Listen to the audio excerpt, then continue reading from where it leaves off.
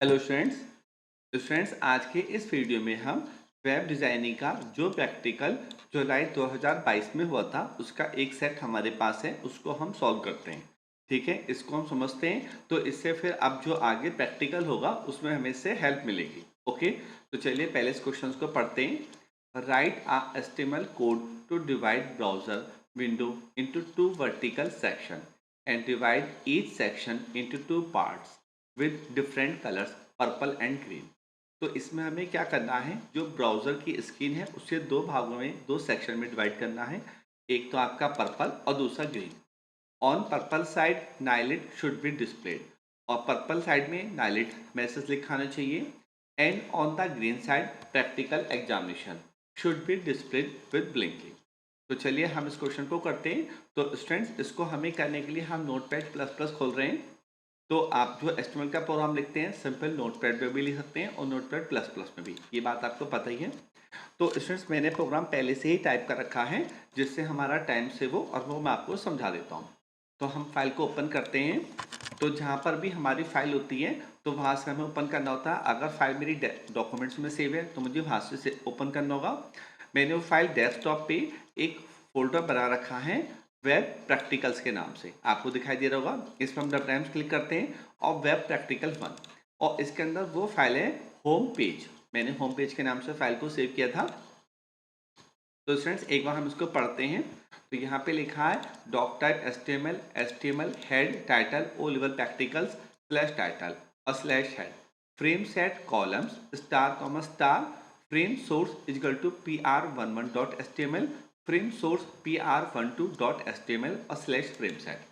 तो स्टूडेंट्स, इसमें क्या होता है, जब हमारा ब्राउजर पे आउटपुट डिस्प्ले होगा तो वो इस स्क्रीन को दो कॉलम्स में डिवाइड कर देगा, एक इधर और एक इधर। तो एक साइड में तो हमारी ये फाइल ओपन होगी pr11 और दूसरी साइड में pr22। तो ये दोनों फाइलें हमने अलग से बना रखी हैं, pr11 और pr12। और फ्रेंड्स, आपने इस फाइल में देखा इसमें बॉडी नहीं है, क्योंकि जो हमारा बॉडी वाला पोर्शन होगा वो इन दोनों फाइल में होगा।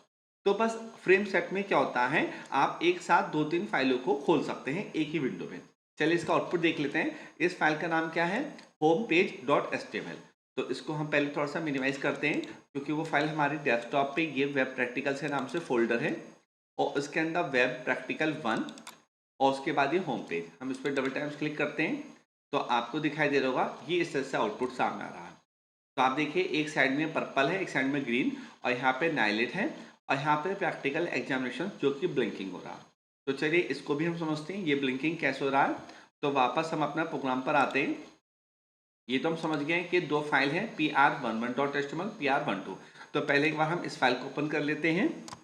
pr11 जो ये वाली फाइल है, इसको हमने ओपन कर लिया। तो इसमें तो सिंपल ज़्यादा कुछ नहीं लिखा है।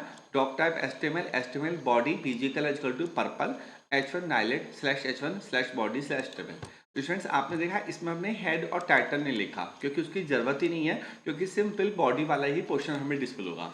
और इस वाली फाइल में जिसमें हमारा फ्रेम सेट था उसमें बॉडी नहीं था।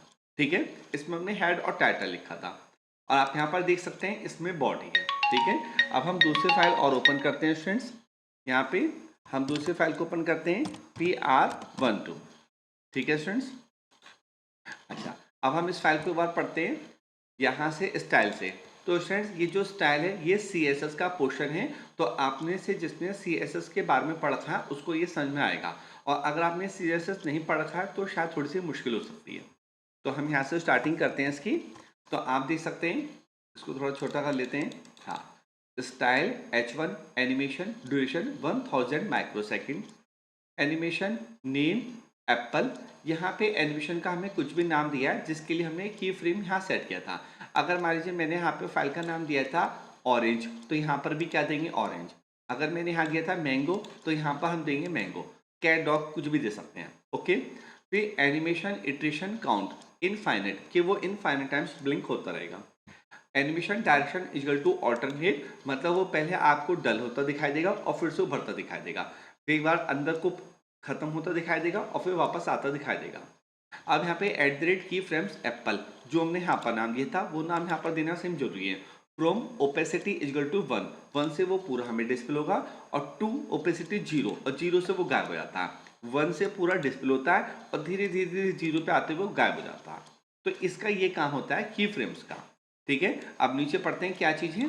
Slash style head body BG equal to green H1 practical examination slash H1 slash body slash HTML। तो आपने देखा यहाँ पर H1 लिखा है, तो ये जो हमने स्टाइल सेट किया था H1 के लिए किया था। चलिए इसका एक बार हम आउटपुट फिर से देखते हैं। तो आप देख सकते हैं ये हमें आउटपुट इस तरीके से डिस्प्ले हो रहा प्रैक्टिकल एग्जामिनेशन। अब स्टूडेंट्स हम इसमें थोड़ा सा चेंज ये करते हैं कि यहाँ से अगर मान लीजिए मैं इस लाइन को हटा देता हूँ, ठीक है, अब मैं यहाँ सेव कर देता हूँ। अब वापस हम यहाँ पर आके रिफ्रेश करके देखते हैं तो आप देख सकते हैं ये आपको बस अंदर से ज़्यादा डल होता दिखाई दे रहा है, अंदर से जाके बट डल, वो वापस आता दिखाई नहीं दे रहा है।